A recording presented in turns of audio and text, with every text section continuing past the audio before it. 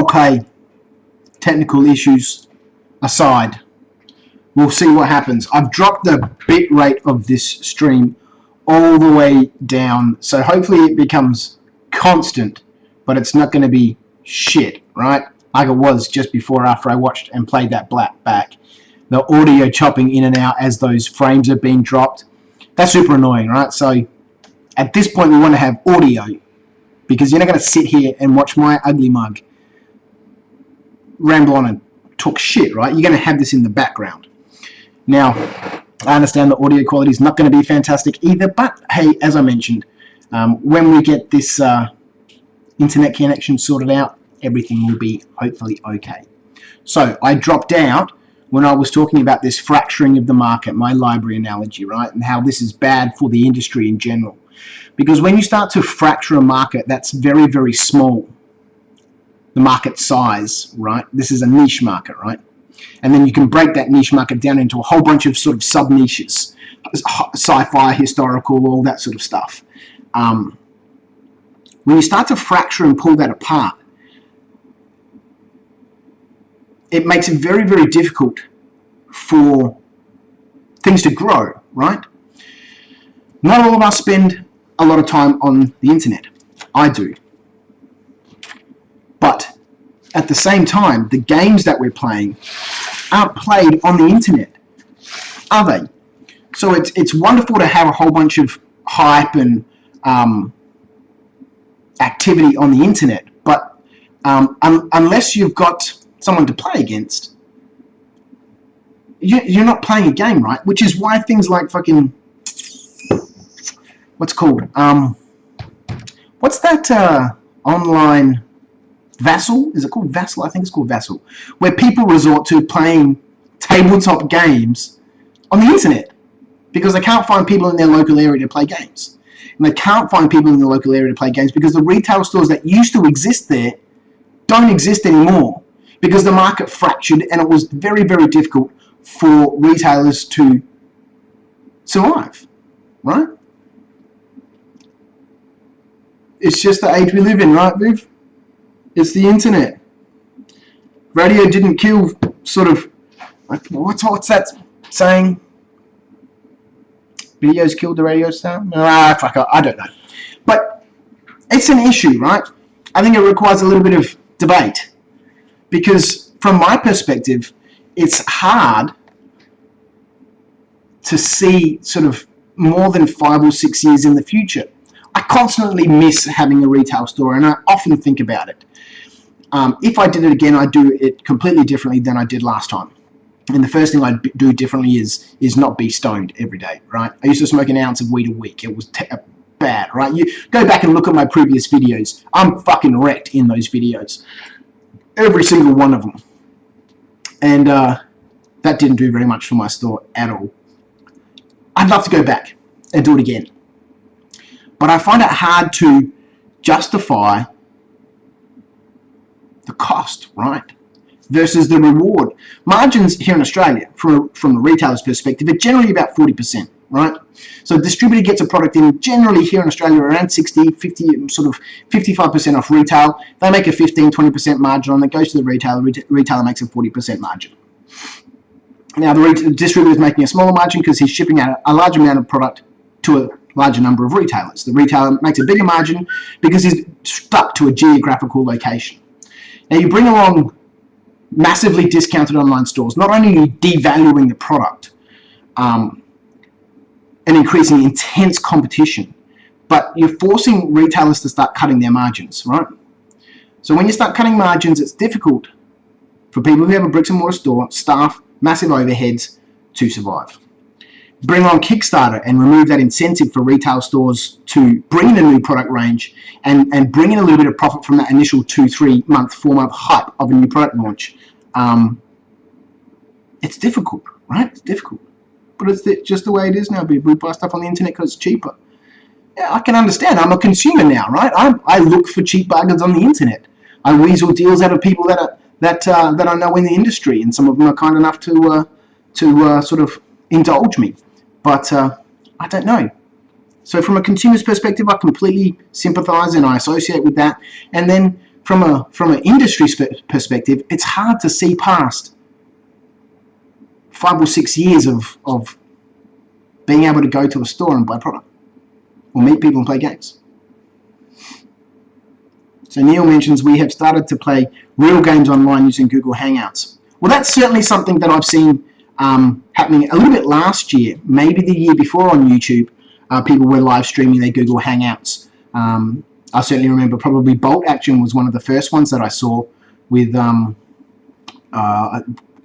might possibly have been Jamie. I know that Jamie and Dredd had a couple of Hangouts. I know that these were happening in different countries. So I mean, you're still getting some interaction there, and you still got toy soldiers and stuff, but you're not in the same room, right? You can't get down and look at model eye level unless someone's walking around with a super cool camera and you've got amazing internet connections and you can see fucking things really beautifully. It's different, right?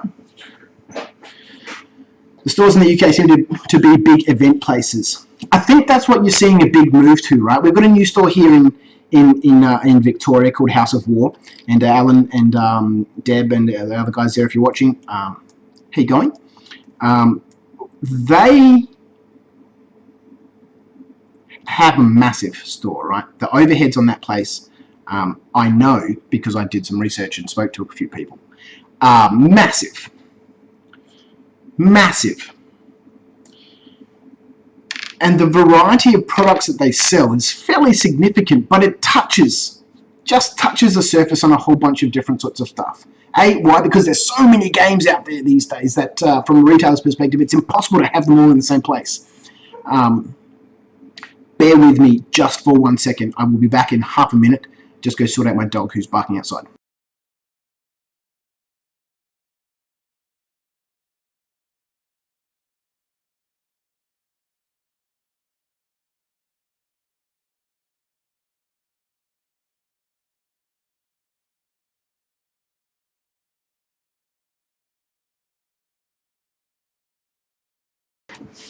Okay, sorry about that.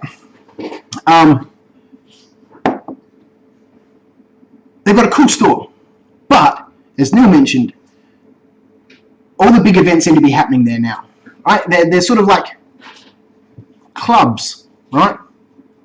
With full-time overheads, full-time staff, utilities, all the rest of the stuff that comes along with running a store. Except now instead of sort of product sales being your biggest seller, it's event ticket, table hire space. I know that doesn't happen in a lot of places, but I mean, it's like a pool hall, right? You book a pool table for an hour and your friends play a bunch of games of pool and for $10, $5, $8, whatever, $15. This is sort of starting to happen where you've got a range of products on the shelf and you order stuff in for people. Rather than investing $5,000, $6,000 into a new product line, you invest $500 and put a couple of products on your shelf so it looks like you sell it and have a little sign that says we can order more shit for you so that people can buy stuff, and then try and make your money from running events, from consumables, food, drinks, all that sort of stuff. Possibly, if you're lucky, obtain an alcohol license, which is incredibly difficult to do here, and sell booze. That's what it sort of seems to be moving to.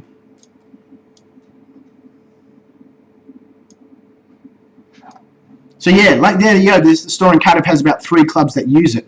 And so House of War is like that, right? They've got several clubs that that use that space. Whether those clubs actually buy product from that store or not, I'm not sure. I don't know. So all I've managed to do in the 45 minutes that I've been rambling about Kickstarter is sand the edges off of these little plastic bases. But that's alright. I just wanted to sit down and have a ramble. So that's my opinion of Kickstarter, right? I think it's bad for the industry. From a consumer's perspective and from a producer's perspective, I can totally sympathize and understand that to get your game out there, you need funds. And for most people out there, they don't have those funds sitting in their back wallet. And to get those funds through commercial sources is incredibly difficult. So Kickstarter is a fantastic option for those guys. I'm just conscious, and as I said before, I can see that causing problems, right? Your game might be fantastically successful, and I hope Peter Overton from who's running Twisted Up what's the name of their company? I can't remember. He's here in Melbourne as well. Big success with their Kickstarter. 130,000 or whatever. I certainly hope it continues. He did a lot of hard yards for a number of years, putting in all the effort before he ran his Kickstarter. And I'm pretty sure the Kickstarter was just to get a rule book printed, right? Because he had his products in stores already, resin cast figures in stores, he's got his distribution channels and everything sorted out, so maybe he's doing it the better way than most people. He already has his contacts, already has his relationships with distributors. He's hopefully now going to end up with a more refined product, and that can just push out, right? Like Guild Ball. Guild Ball, on the other hand, had a fantastic concept, launched it, and that has exploded. It's out of control. Huge numbers of people play that here. They had a massive stand at Salute. We should move on through this list of topics. What is your opinion of Kickstarter? I think mine is fairly clear. I think it's going to end up having a fairly significantly negative impact on the long term of a lot of people running these projects on Kickstarter. Great, you've raised $70,000. You've spent $60,000, $65,000, God forbid $80,000, $90,000 actually delivering your Kickstarter. What's next for you? Are you going to be Mantic and rely on Kickstarters to keep your business going? Or can you develop a product like Guild Ball and make it successful and get it out through distribution channels to stores? What's up, Canvas? How are you, mate? Right, so that's my opinion on Kickstarter. Split over 2 streams. One of them terrible, and this one probably more terrible. I might skip over games that I'm playing at the moment, games that I want to play, because I did mention about Salute and how Guild Ball has really exploded. They had a massive stand at Salute, right? So, a little bit of background information. Excuse me. What is Cancon?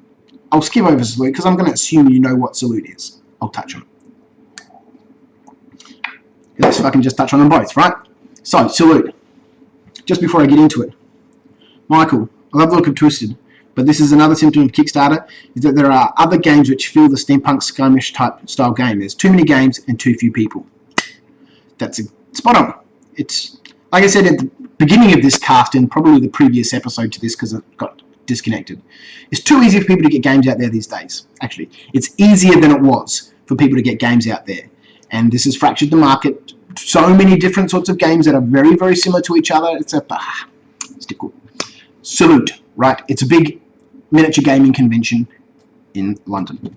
Happens every year, once a year. It's a one-day event. This year it was held at the XL Centre. Big, massive, fuck off, huge exhibition centre with 10 massive pavilions, right? It's a big place. Take you at least 6 or 7 minutes to walk from one end of the centre through the pavilions to the other end. It's massive, right? It's big. 6 or 7 minutes doesn't sound like a lot of time, but when you're walking, it's big. So it's a big tabletop, big miniature trade show. It's a convention, right? But it's a trade show. Pretty much all it was. I had a good time, don't get me wrong, but will I pay the thousands of dollars it cost me to go there again? No. Even if I was there, would I go? Possibly. Yeah, fuck, of course I would. If I'm there, yeah, the 22 quid it costs, of course I'm going to go along. But would I make a specific trip there next time? No. Why? Because it was nothing really more than a big market, right? A whole bunch of different sorts of manufacturers and people producing different sorts of miniatures and rules and content, store owners, retail stores, all in a massively, generously huge space. Some of them with the fantastically elaborate displays and setups and wonderful, wonderful demo tables and stuff, but really all it was a market. I paid $22, 22 pounds, which for us, pounds, right, double that, it's $44, right, $44, is a reasonable sum of money to go somewhere and shop. I can understand why people go there because there's new releases that get released there, that you can get stuff early, you get to go to a whole bunch of different sorts of stands and buy stuff, and you do all your shopping in one place. And a lot of people mention that to me, is that Salute is kind of like the one time of the year where we go and we drop $1,000 quid, 500 quid or whatever, and we buy all of our stuff for the year. So from that perspective, I can understand the attraction.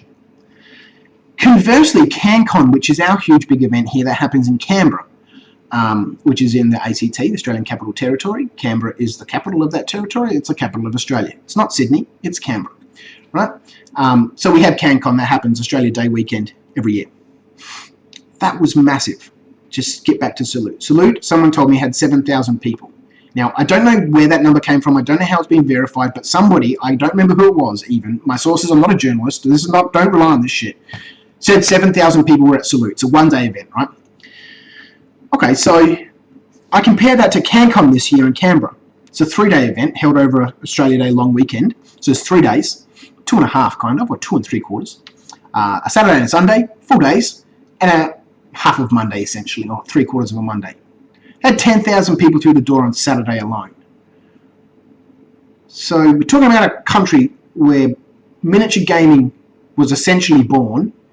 I don't want to debate that. The origins of miniature gaming can be sort of traced back, I understand, to tabletop sand tables and all that sort of stuff during Napoleonic periods, and further back. Modern day gaming, the UK is the provincial home, right, of miniature gaming. Had 7,000 people come to a miniature gaming event. Okay, that's a lot of people. Cancon had 10,000 people on the first day. Now, Cancon, what's the difference, right? Why are these two events different? Greetings, Earthlings. Your new transmission schematics is more pleasing to the mother. I'm not entirely sure what that means, but I'm gonna roll with that.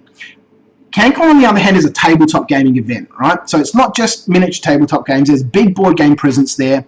Unlike at Salute, there's a massive board game library area where people can go pay their $2 or whatever, take a board game off the shelf, sit down, play games with their friends, get up, wander around, go look at the retailers, check out the tournaments that are happening. There's lots of different tournaments that happen at Cancon. Hundreds and hundreds and hundreds of people playing all different sorts of games. From games, historical games, DBA, FOG, obviously the new ones, Fantasy Battle still going on. Was there a Fantasy Battle this year? I don't know. Lots of different tournaments. Little bit of 40k, big, bold action scene. Guild Ball, in fact, the creators of Guild Ball were at Cancon this year because it's massive here, right? So not only do you have people coming to come and shop and walk around and look around the trade stands, there's a whole bunch of other intense activity because people are there looking at board games. They're there to come and play participation games, come and have a look and play tournaments. Now, what we don't have is the massive numbers of manufacturers releasing stuff. So much for fucking getting work done. Oh well, it's hard for me to work and talk at the same time. I'm capacity for talking and doing stuff at the same time is relatively limited. So let's just ramble, right? I've got plenty of other time. Actually, I don't have plenty of other time to assemble miniatures. I'll find time. So you've got this huge array of people wandering around. It creates this really intense sort of atmosphere. And it's 3 days, right? So you come and play a tournament on the first day, go shopping on the second day, and then maybe it's a 2-day tournament, you go shopping on the third day. It's busy, right? It's busy. It just feels different. Salute versus Cancon. I'm going to throw up that slide again, right? This is what I wanted to fucking get through. Tonight's topic, so live feeds and streams. I covered that in the first part of this stream, that my internet connection is shit, the quality is not going to be fantastic. I'd like to be doing streams every Monday and quite possibly on Fridays, and when I get the better internet connection, shit will be easier, right? Kickstarter. We rambled for Kickstarter for a very long time. What was my opinion of it? We skipped over games I'm starting to play and games I'd like to play and started talking about Salute versus Cancon. Now, so that's what we were going to talk about. And we'll come back and touch on a few of those in a minute. So, would I go to Salute again if I lived in London? Yes. Would I go to Salute again if I lived in the UK? Maybe. I don't know. Would I go to Cancon if I lived in Canberra? Of course. Would I go to Cancon if I lived on the eastern seaboard of Australia. Sorry, Canvas, but fucking Australia's a big place, and if I lived in Perth, I'm not fucking traipsing the 4 days it takes to drive from one side of the country to the other. Nor am I paying the $1,000 it costs to fly from one side of the country to the other. I know that's a little bit unfair, but if I lived on the eastern seaboard, which I do, would I go to Cancon? Of course. Why? Why not? It's an 8-hour drive and a 10-hour drive from Melbourne. It's a 6-hour drive from Sydney. Of course I'd go. I'll come to Perth at some stage. I've got a brother who lives there. I should go and visit him. He's having some tough times, unfortunately. But that's best not discussed on the internet. Why would I go to Cancon and not Salute? Simply because there's a whole bunch of different sorts of activities. As someone who's not specifically just interested in one thing, there just seem to be, I don't know. They're two completely different sorts of events. I think Salute could really, really grow quite a lot and introduce a whole bunch of new people to tabletop gaming. Miniature gaming, if it was expanded out a little bit to include board games and tournaments, because with tournaments you get kids coming on and their parents come and hang out and go get coffee and have a wander around, maybe have a look at the board games, you get the board gamers coming along, and people that I spoke to whilst I was there, 10-hour drive to Canberra, by which, I don't know, it fucking took a long time, man. It took a fucking long time. We left. It's alright, it takes a long time. Maybe I'm just slow driver and I stop too much. Maybe I was smoking at that stage and I had to stop every fucking 40 minutes for a 10-15 minute cigarette break. Is it could benefit, but a lot of people that I spoke to said that it's just not feasible for Salute to run like that. Why? Because to hire that space at the Excel Centre cost $250,000 a day. Jesus Christ. Again, I can't verify that or validate it, but that's what somebody said to me. Fucking ridiculous. $250,000. 250 grand. Pounds! It's $500,000 Australian dollars to hire an event space. Now, I don't know what they're like here in Australia. If we went to the exhibition centre here in Melbourne, which is also equally massive, what that would cost, I'm assuming it would cost a bucket load. But that's a shit load of money, right? Fuck, I don't know. But I certainly think it should be more than a one-day event. The display people, the traders get a few hours the day before to come in and set up. 3 hours, I think. And then 2 hours the following morning to set up. Then they've got to get out the same days. So it finishes at 4 or whatever it was. Pack up your shit and get out. You've got to be out of here by 6:30 or whatever it was. Now, for a lot of people, that's not a problem. For some of the bigger people, you've got teams of people there, right? Didn't seem to be a problem. Things got cleared out pretty quickly. I managed to get in early-ish, so I didn't have to line up or anything like that. And I got to stay back late. One of my friends, Ara and Lon from Manapress gave me some exhibitor passes, so I managed to skip the queues and all that sort of stuff. But see a little bit of before and after. I don't know, it was just a different experience. It wasn't really what I thought it was going to be, which was basically, to be honest, nothing more than a big fair, right? Big market. Pay 22 quid to go and shop. Excuse me. So versus Cancon, those are the differences.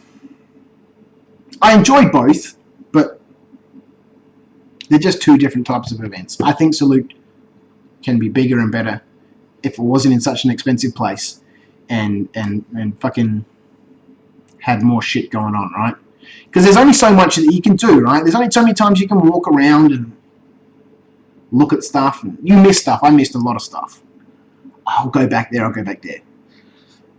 I don't know. Anyway, so there we go.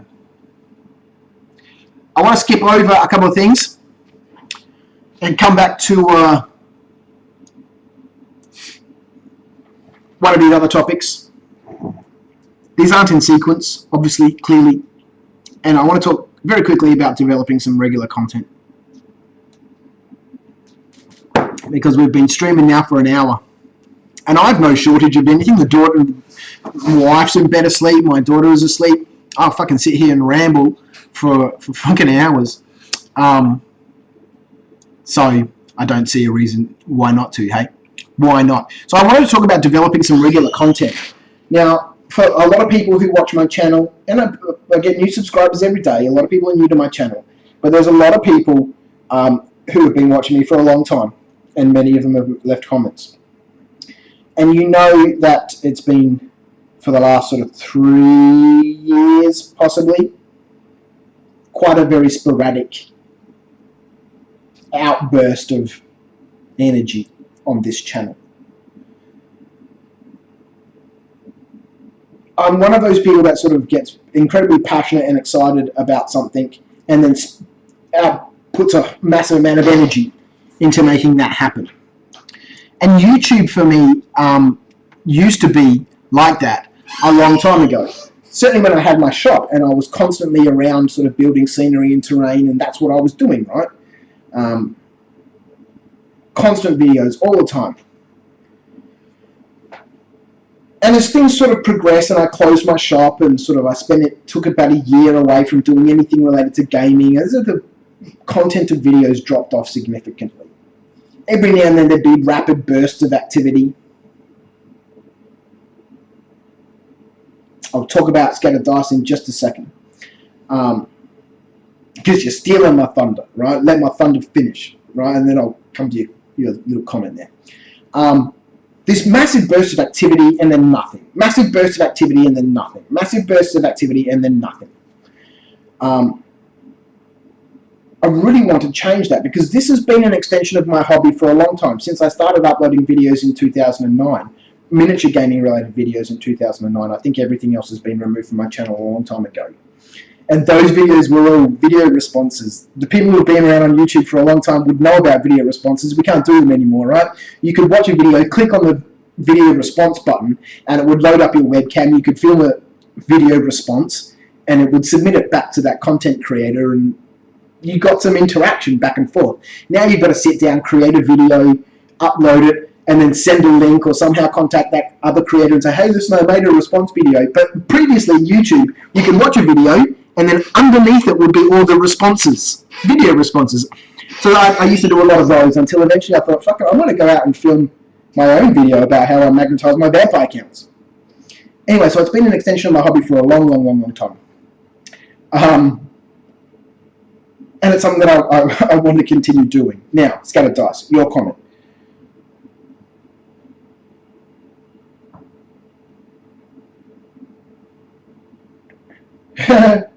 I don't want to steal your attention or show, but I'm 7 subs from 100 and have a competition coming up once I hit that mark.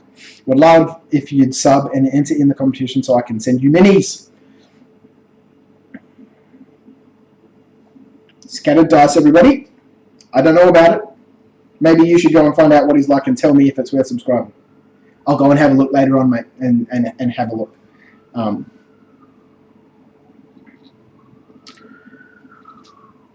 So this regular content schedule, right? My wife is forever telling me that I need some structure.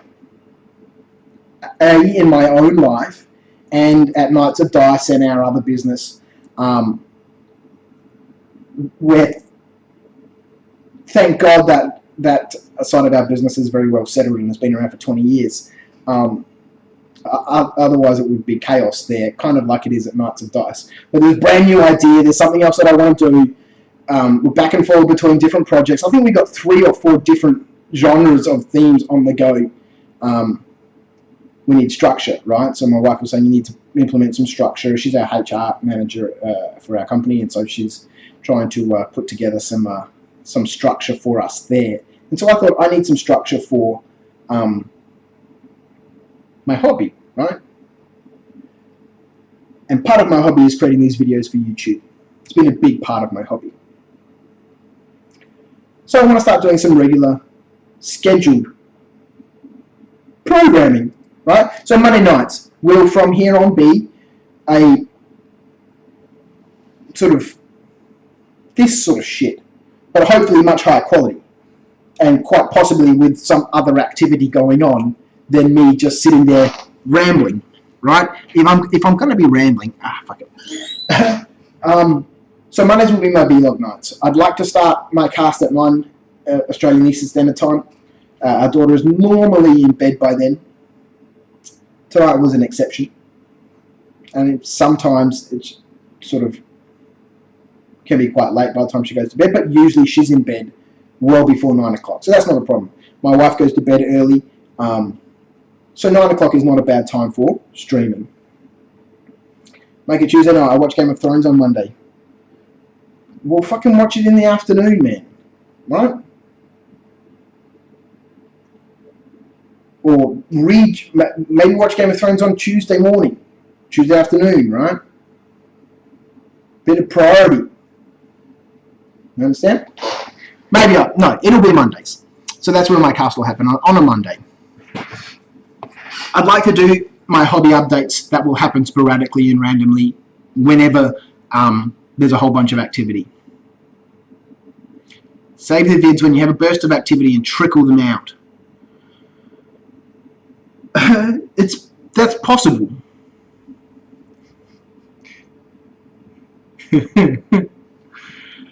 Yeah, it's possible, right?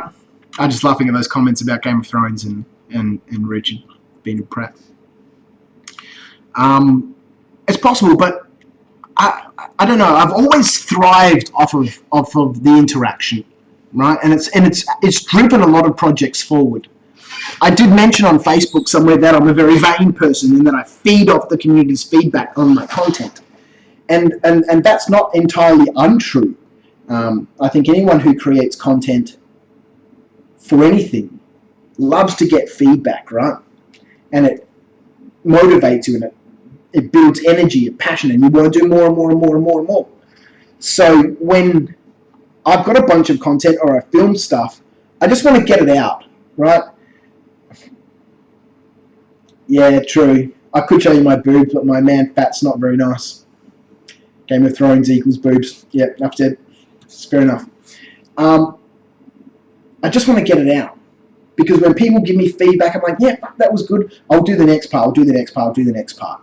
And as things have been sporadically uploaded and sort of happened over the last couple of years, I've got so many unfinished projects because, like the Tau project, right? Several people send me messages.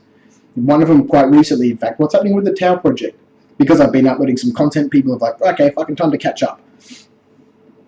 So I just want to try and get it out there, which is what I'm going to try and do on Fridays.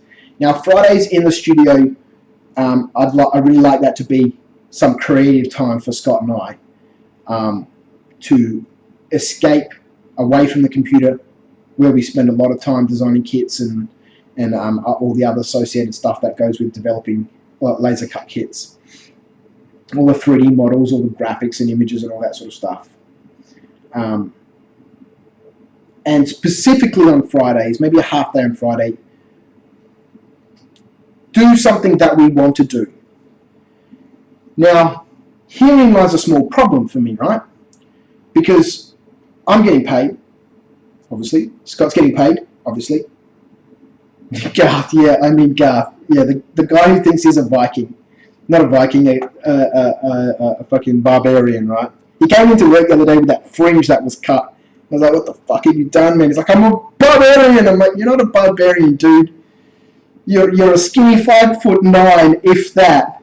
Skinny vegan dude, man, with a nice beard and at one point a nice sort of hair that you can tie back. Now that fringe, if you're watching, Scott, I'm sorry, man, but I think you know my opinion, right? It's grown on me. It has grown on me.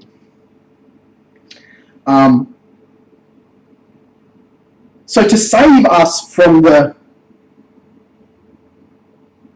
that complex that happens, I work in this industry but never get to enjoy the industry. When I ran the Battle Bunker for almost 3 years, I had that shop. The number of games I played, I could probably count on my fingers and toes, right? Everybody thinks that you work and that you own or that you work at a gaming store and you play games. It's fucking not the truth, man. And maybe I'll put that on a topic for next year. If you want to submit a topic or something for me to chat about, if you visit my Rubbish In, Rubbish Out page, there's a pinned post there. And in that pinned post is a link. And that opens up a little simple questionnaire. Some topics you want me to talk about, some questions you want to ask me, and if you want to leave a name, you can. Because I think that's going to be the best way for me to be able to collate. That's a SurveyMonkey survey, right?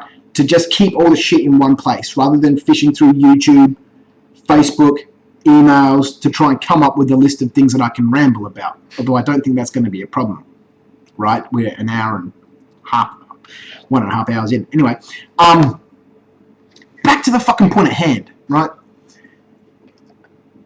To save us from this conundrum of working in a game store and never playing games, on Fridays, we're going to play games.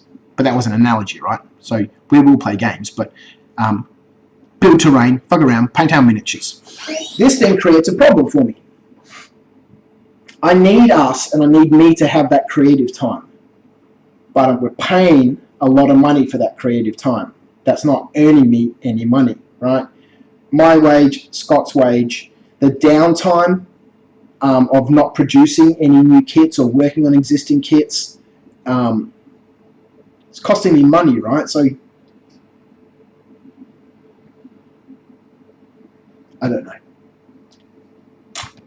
I've talked about monetizing my channel in the past, which I will never do, but we have been chatting about how we can make that time that we spend more productive than just sitting around and painting our figures and building some terrain. Anyway, business hat aside, Fridays I want to make another regular schedule, right? Let's come back to that fucking list. Here it is. It's at the very bottom there. Developing a regular content schedule, right? That's what we're talking about. Mondays is my webcast. Fridays now will be terrain projects, because there's a lot of shit I want to catch up on. So many projects I've started over the years. So many models I've built and just carried and lugged around and thrown away. I want to get them finished. So whether I stream that live or film it, I'm not sure. Maybe some of it will be streamed live. Certainly it will be filmed, at least my content. Scott's not fantastic with the cameras or in front of the cameras. I don't think he minds it, but it's not like... For me, it's ingrained, right? I'm going to do something when I'm building terrain. I fucking pick up a camera, show someone, g'day everyone, how you going? And fucking film, and this is what I'm doing, this is how I do it, and be charismatic and excited, and because I fucking am, and sort of get on with it, enjoy it. Scott's not like that, so maybe I'll be able to catch a few glimpses, like the table he was working on. It was nice to be able to catch all of those updates. So, I don't know, might be able to bring him around to sort of filming a little bit more. So Fridays I'd like to do some videos on a Friday. Whether they're live streamed or filmed on Friday and released periodically during the week, I'm not sure. So they're the three things that I'd like to be doing. My vlog on Monday nights, building terrain in the studio on Fridays, and streaming that live, which might be an issue because the internet connection at the studio is even shitter than the connection here, because we're in a fucking industrial area where people don't think that fucking the internet is required. So all of our infrastructure at that industrial area is fucking shite. And then hobby updates periodically during the week.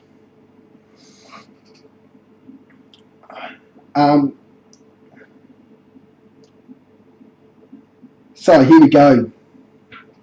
Stream your games as bat reps. You get games and also content. So now, right, we will be doing a bunch of different sorts of battle reports.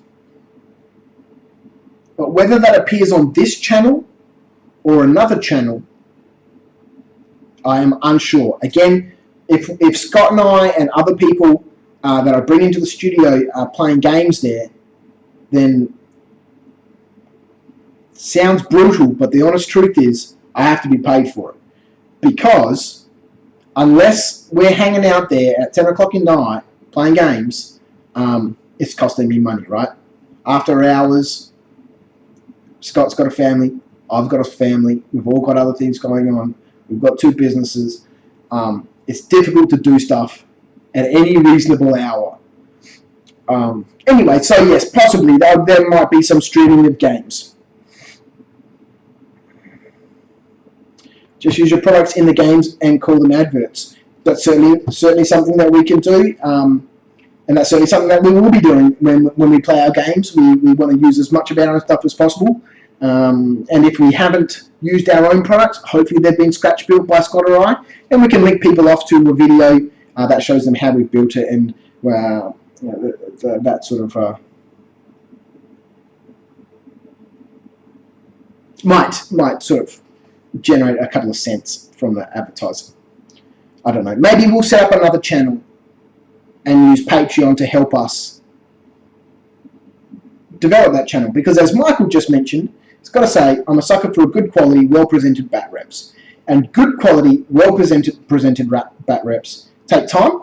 It's not just the same as playing a normal game and filming it at the same time. That shit doesn't work. It takes time. So the gameplay is slightly different because you're filming content, right? So it's got to be filmed from a certain perspective. You've got to know what's happening. It's different than just playing a game that you might be able to knock out in an hour. Normally, like one of my little bat reps for Saga, the video might be 40 minutes, but those games take me anywhere between 2 and 3 hours to play, right? By the time I'm fucking around with cameras, moving cameras around, moving lights around, and then sort of setting up shots, thinking about what I'm doing, and not to mention the editing afterwards. So it takes time. I haven't done any brewing lately. We'll talk about that in a minute. It takes time to do this shit, right? And if you want a nice quality battle report, it takes a lot of equipment. You need proper lights. You need proper sound. So like I don't have any of my microphones here right now, but you need proper lavalier mics. I can never say that word right. I might have got it wrong again. It's a pain in the ass when I go shopping for them because fucking... So you need proper mics, you need proper lights, you need good cameras, you need multiple angles. It's difficult. It's all time consuming and it's all money. So yes, we will produce some high quality battle reports, without a doubt. Whether they appear here on this channel or on a different channel is something that we're discussing at this point in time. I think that will probably happen on a different channel, which will still be free, but from the outset, that channel will have a very specific goal with some fancy graphics and well produced and all that sort of shit. And from the very outset, will be clearly a community-funded channel, right? Now, brewing, jumping around. I guess we can come back to that list, right? I've skipped over a couple of things because I might come back to them later on. So games I'm starting to play and games I'd like to play, I might cover next time. We've talked about live feeds. We've talked about Kickstarter and my opinion of it. We've talked about Salute versus Cancon. Developing regular content. Things you'd like to see from me in your questions, right? I might skip those two games I'm starting to play because I'll talk about those perhaps in specific videos.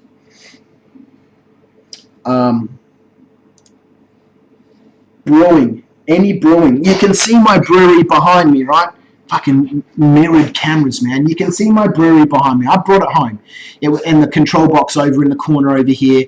I've only got one of my fermenting fridges here. I've got 4 fermenting fridges. 1, 2, 3. 3 fermenting fridges. And then obviously my beer fridge with my taps and shit on it. So, have I done any brewing? No. I haven't brewed since November last year. Time was the issue. I shouldn't move the camera around like that. I can connect multiple cameras to this and switch them in and out on this broadcasting software and do a whole bunch of different sorts of fancy stuff. I just can't be bothered paying the fucking $50 a year or whatever it is. Tight ass. I want to do brewing. Having said that, if I wanted to do brewing, I probably would have sorted something out about it. But I have my elements. I have an electric brewery. They run 5500 watt elements, and Michael's got to skip out. Thanks, man. I'll catch you next time. Thanks for all your comments, man. I've got to replace those elements, and it's just a matter of ordering them in. You can't buy them locally. Like fucking most of the shit I have to deal with in this hobby, you can't get all the good shit in Australia. You've got to buy it from overseas, and it costs you a fortune to send it here. So I've got to buy those elements from the US. I'm sure I could find them somewhere, but that's a massive amount of work, right? And I haven't found them in my searches. Anyway, so I've got to get these elements to replace in my brewery so that I can actually brew some beer on my brewery. Now, nothing is stopping me from going out to any of the homebrew stores and picking up a fresh wort kit. Right? A fresh wort kit is a brew that somebody else has made, concentrated brew, and bottled up, right, in small 17-litre or 15-litre concentrated wort. Wort is unfermented beer for the people who are watching who are not beer knowledgeable.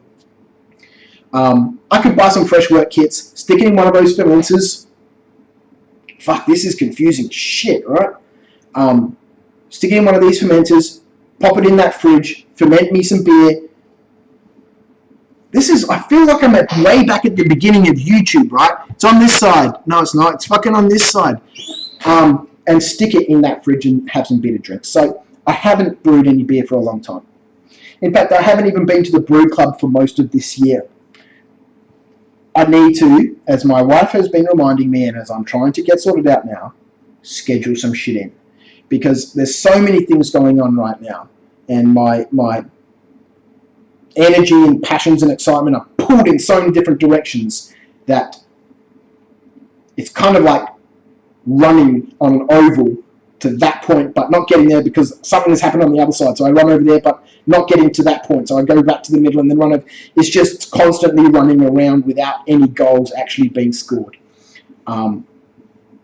So I need to structure things. Get back to going to the brew club. I resigned from the committee at the brew club because I just didn't have enough time.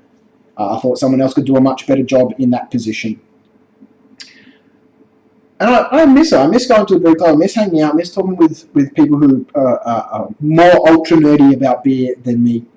Most of them, at least. And I miss brewing. Because when you brew on a setup like mine, that's a 3-vessel, full electric, you can brew great beer from very beginning, right? I miss it. I miss messing around with Beersmith and coming up with a recipe. There's fucking 400 kilograms of grain underneath that bench. Actually, no, there's probably maybe 200 kilograms here and 200 kilograms at the warehouse. I've got maybe 6 kilos of hops in that freezer, and it's all fucking going bad. It's all old, right? It'll still brew beer, and I'll drink it because, fuck it, why not, right? But it's not fresh. It's not going to make good beer. I've got all of this shit sitting around. I just need to get my finger out of my butt and organise, buy 2 elements and get that brewery, which cost me $3.5 grand to build, up and running. And I'm delayed by 2 stupid elements. Anyway, so I haven't done any brewing, and that is the reason why. Yes, I will do some brewing, and I will cover it on this channel. There are other things that I want to build for my brewery, such as an automated mill, right? So I don't have to sit there with a drill on my mill crushing grain. Just rig it all up, put a sack there, switch it on, off we go.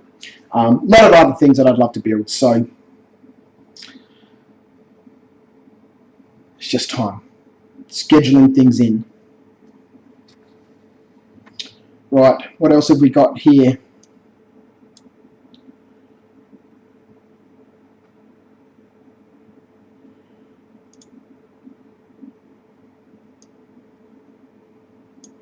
So,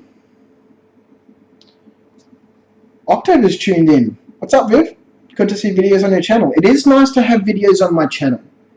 Now, if you guys don't watch Play It Painted, I've always enjoyed his show, and I've watched him for a long time. Way back when his channel, and correct me if I'm wrong, used to be called The Ebb and Star. Or was that your brother's channel? I can't remember. But I get to tune in every now and then because his live feed sort of happens during the middle of the day here. Sort of anywhere between sort of 2 and 4 o'clock, depending on how late he starts. So that's been good fun to tune into his channel. So Play It Painted is a channel that I'd certainly recommend tuning into if you want to listen to someone who's quite passionate about what they do and is a fantastic miniature painter, have a bit of a ramble and talk about different sorts of things and have it on in the background. I certainly do that. So, as I mentioned, let's bring that slide back up again. So, I've touched on everything here, except for those 2 games that I'd like to be playing, and games that I've started playing.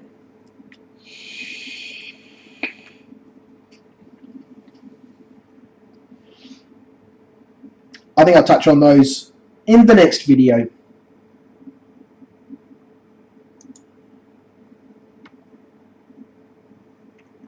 Yeah, I know. I'll respond to Richard's comment that says friend him on Facebook. I'm assuming you're talking about Octave. He is a friend of mine, and yes, he does have a hot wife. And they cosplay a lot, and I always find that super exciting. My wife doesn't really share the passion for my hobby. She certainly doesn't mind the amount of time that I spend doing this, the ridiculous amount of money I've spent on this hobby. She certainly doesn't mind that, but and she has probably jokingly mentioned when I used to LARP many. I didn't used to LARP. I used to attend a battle game that turned into a LARP, and then I stopped going. And she jokingly said that about maybe we should go to one of their events and I can be the buxom wench. Anyway, there we go. I might call it there, guys, unless anything else pops up. So this quality of this cast, we'll see. I don't know. Certainly I think the internet connection will be much better. This one says it hasn't dropped any frames. So hopefully, unlike the first part of this video, at least we've got all the audio. Now, what do we do? Why has this been a conundrum for me? Since I've been filming these couple of weeks, last week or whatever it's been, I have not been able to end a video. I think because I've been missing it and I just don't want it to end. So why should I let it end? I don't need to fucking end it. I don't need to go anywhere. I've got nothing to do. It's fucking 11 o'clock at night. Everybody's already asleep. These miniatures are not going to get assembled. I've already succumbed to that.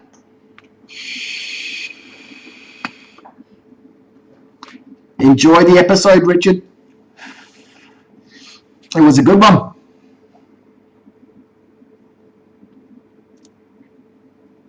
It made me cry. But I will say nothing of it.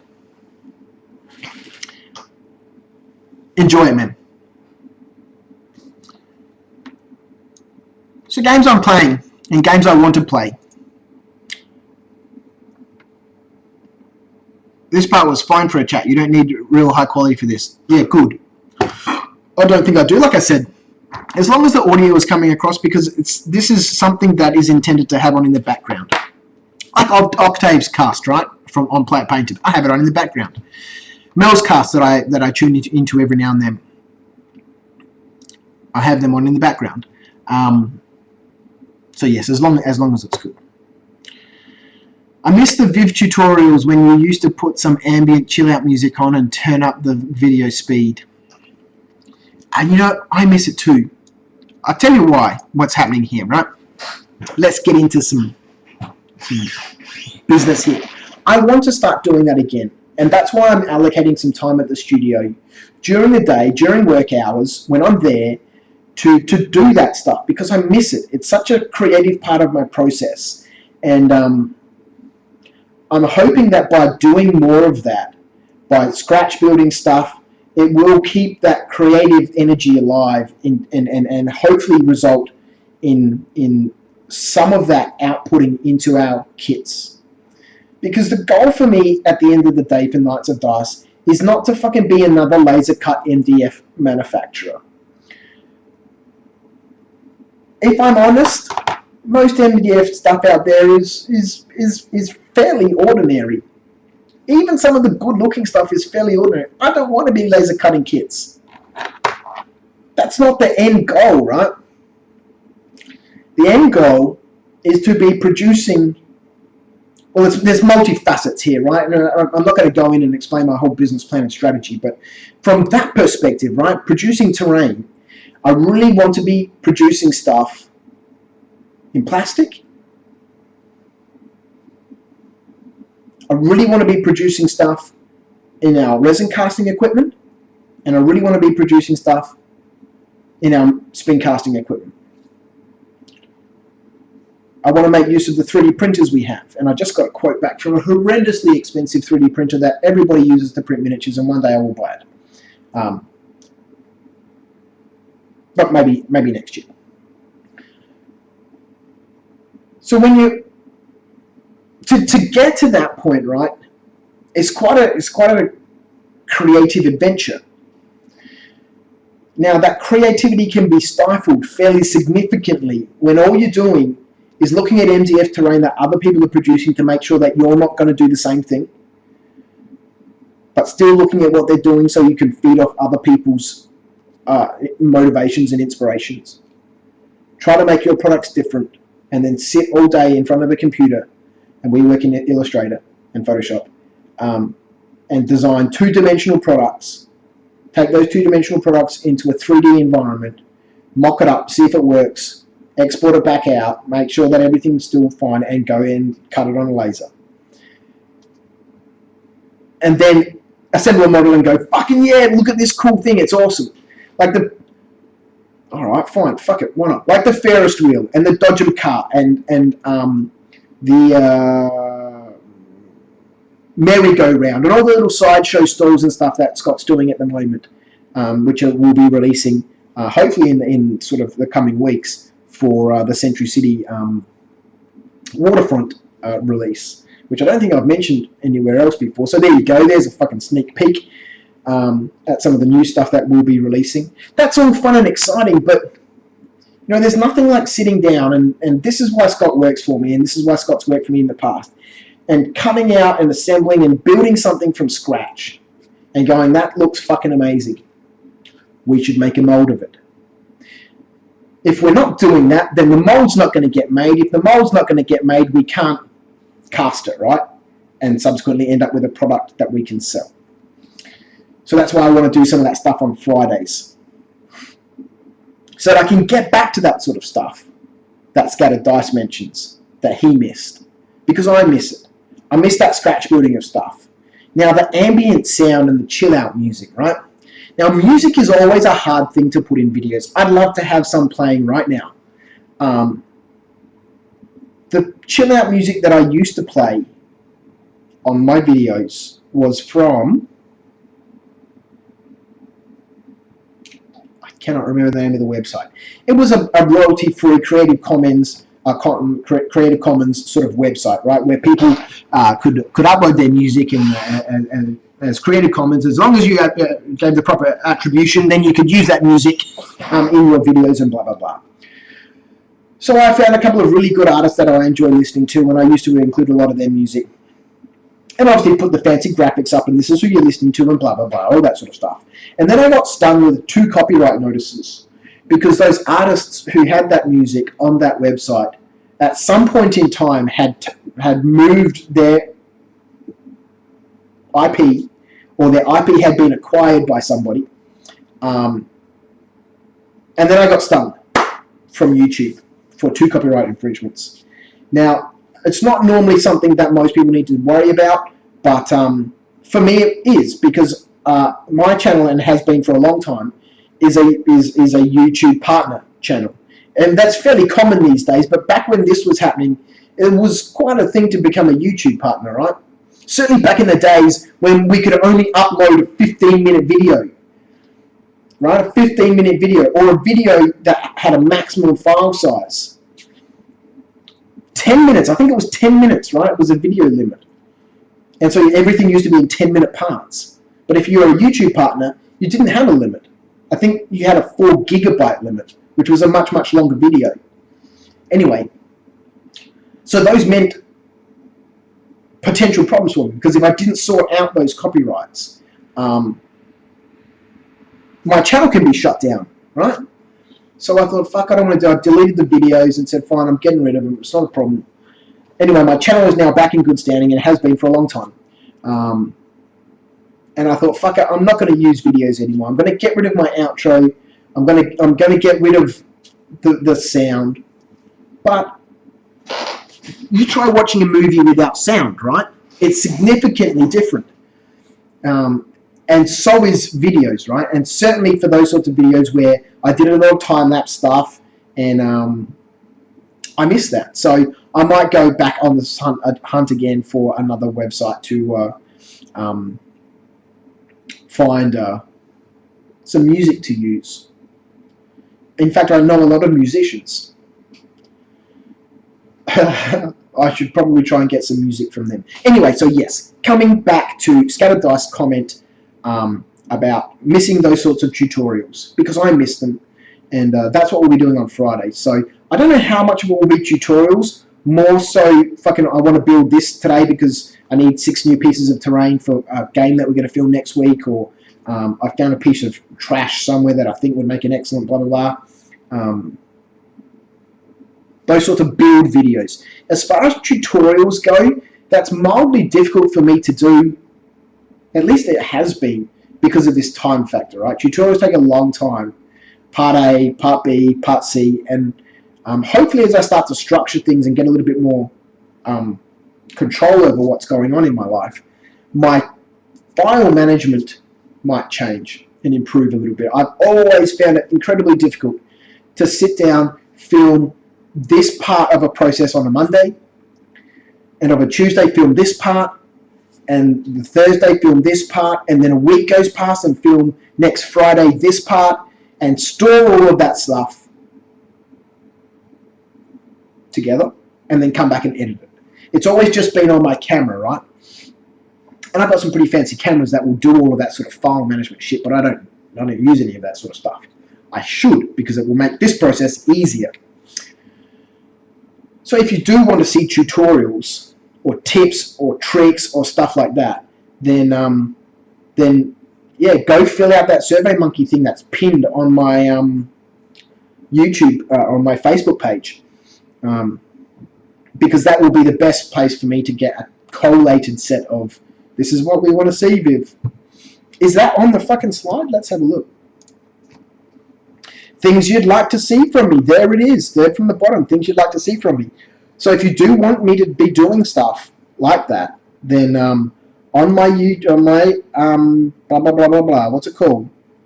Facebook page is a pinned post, and at the bottom of that pinned post is a fucking link off to SurveyMonkey. Click on that. Fill out a quick, 2 questions or 1 question, or just put your name there, whatever. And I'll see what I can schedule in and get around to it.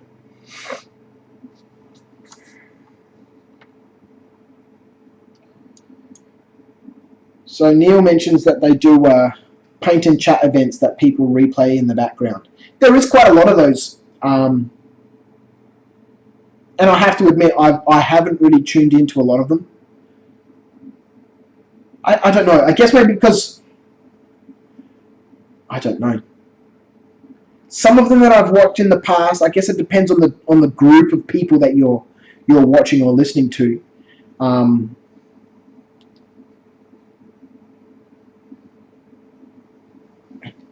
Bear with me for just a second while I respond to this Facebook message, because this guy's been an absolute champ for me.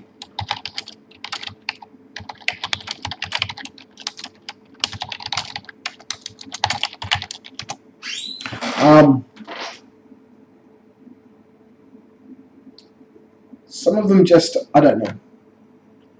I enjoy listening to the Chilling War Gamers because there's some structure there. Others just, especially the very, very, very, very long ones, where it's just a group of friends hanging around and live streaming their Google Hangout, right? I do like the ones that have a little bit of structure. And that's what I'd like to put. You certainly have to have the right mix of people to make it work now. Definitely. Otherwise you end up with these weird, sort of weird moments. And it doesn't take very many weird moments for someone to go, fucking hell, let's go back to my YouTube button and go back to the homepage, click on my subscriptions, and off I'm gone, right? It doesn't take much. It's been happening continuously throughout this video. People have tuned in. If we have a look at this little graph here, people have tuned in, find out what's going on, no, I'm not interested in what he's talking about, and fucked off, right? And that's perfectly fine. So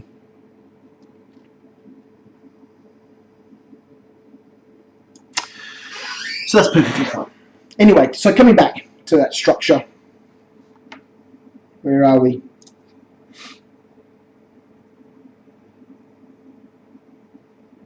Will you just bear with me for 1 second, please? I will be back in just a minute. I just want to go boil that kettle and make a cup of tea. I'll be back in like literally less than half a minute.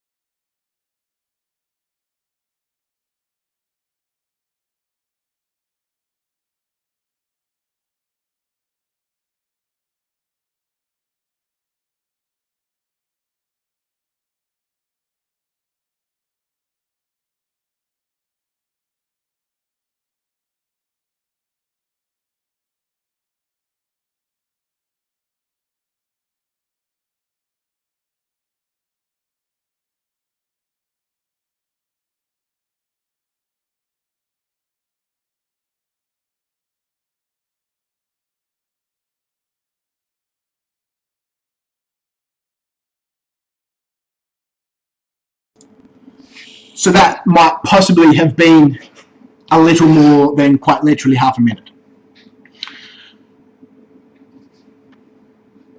So where's my list of, in my notepad thing here? Here we go. Right. So games, right? I'm not doing anything. Let's just keep this rolling, right? And whether you're listening to me or not, that's the wrong slide. I am making some tea, so we might be back in a minute. Here we go. So games that I'm starting to play, and I'll follow it up with games that I'd like to be playing. I've been really, really captivated by Gates of Antares. Now, I really had no interest in it. You guys might have heard of it. It's a game from Warlord Games. They ran a Kickstarter a couple of years ago, trying to raise 300 grand, right? I don't think at that point they really understood how Kickstarter works. Because you don't ask for 300 grand, even if you need the 300 grand. Anyway, Kickstarter strategies aside, Rick Priestley and the mob from Warlord Games have gone ahead and developed Gates of Antares. When I was in Nottingham last year, I think it was last year, I went up to Warlord Games. Richard Dander, who's one of their community services, he might be their community services manager. I don't know. Richard, if you're watching, what's your title, mate? We chat so much on Facebook, but and I've met you many times, 3 times now. This is a weird, convoluted story, right? And this all leads into how I got into Gates of Antares, or how I am getting into Gates of Antares. Anyway, the backstory aside, forget about the backstory. Gates of Antares. This is one of the games that I'm interested in playing. It's a sci-fi game. It's not really my sort of genre. It's not a small-scale skirmish game either. Although you could call it a skirmish game, but I think as you start to rack the points up, the armies start expanding out quite a lot.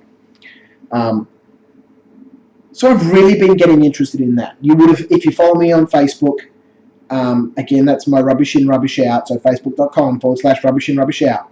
I've been posting a lot of content on there about my Boromites. What's going on? My nose is starting to get blocked. About my Boromites that I'm painting, which are one of the factions. I played one game on the weekend, a 500-point skirmish game, or scouting force, I think it is, 500 points, and it was an interesting game. It uses very many of the same mechanics that bolt action do. It's order dice, the activation sequence, but then at the same time, there's a bunch of things that make it different. People have mentioned, called it bolt action in space. but it's not the same. It's not a carbon copy of Bolt Action, right? In space. There's many mechanics that are similar. So I'm interested in playing that. I've been quite captivated and captured by the Boromites, and Richard from Warlord Games is not doing anything to help this fucking problem. I do have to say that all of the stuff that I have for Gates of Antares has been given to me by Warlord Games. It wasn't up until yesterday that I actually bought anything for Gates of Antares. Everything that I've had shown on my Facebook page has been sent to me. I haven't paid any money for it. And I know that's because I have an online presence, and I think they're interested in sort of getting the word for Gates of Antares out there. And obviously it's clearly working. I've had that stuff for a long time, and I didn't do anything with it until quite recently, and I don't know what sparked it off. But anyway, so I've been painting those guys. I've really been enjoying painting the figures for this game. That's the first figures that actually it's not the first figures, but an army at least that I've spent a little bit of time painting, not just base coating and dipping. I enjoyed the rules. I'm not a massive fluff person, right? Never got into the fluff of fantasy or 40k, so the fluff doesn't interest me too much. But so that's one game that I'm playing. I'm interested in Tribal. Obviously, as you may have seen, Tribal is made by Mana Press. This is a small scale skirmish game set between different sort of tribal cultures. Whilst it is a historical game, it's not as neckbeardy, and I'm sorry if you're offended by that term, but as some historical games are. So that's another game, Tribal, from Mana Press, that I'm interested in playing.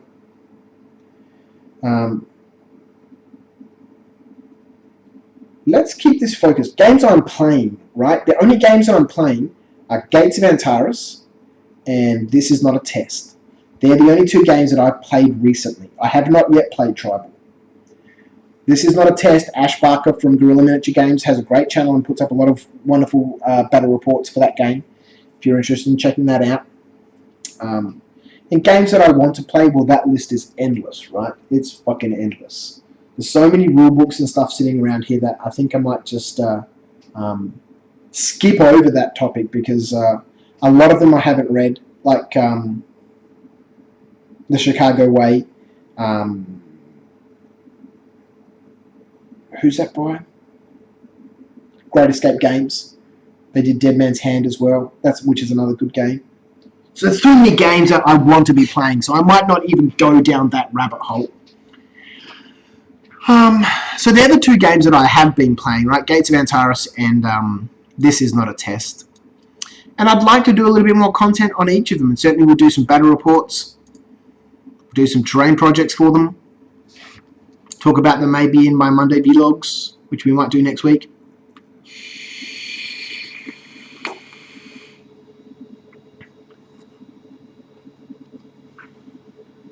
So there we go. I think we might wrap it up there. It's 11:15. This stream's been on for an hour and 20 minutes. And people are dropping off. Yes, they have been last 10 or so minutes. So they're obviously not interested in what games I'm playing. That's fair enough. Fine. You didn't subscribe to my channel to hear me talk about games. You came here for terrain. And probably. And terrain you shall have on Fridays and during the week. Thanks for tuning in, guys. I really appreciate everyone's attention. Fucking time. Whatever.